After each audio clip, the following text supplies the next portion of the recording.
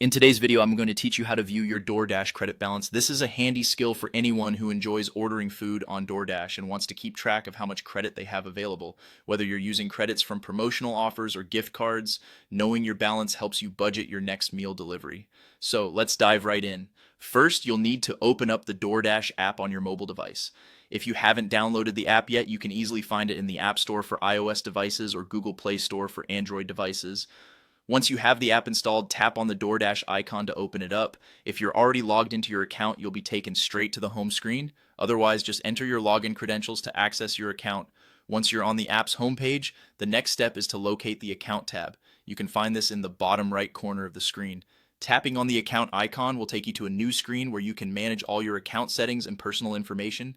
It's essentially the control center for your DoorDash activities. After tapping on the account section, you're going to look for the section labeled Payment Methods.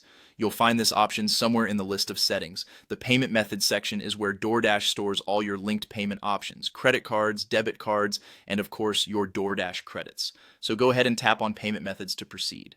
Now in this section, you will see a variety of tabs showing your different payment options. Keep an eye out for a tab or a specific line that lets you know your current DoorDash credit balance. It might not take up a lot of space on this page, yet it's all you need to check how many credits you have at your disposal.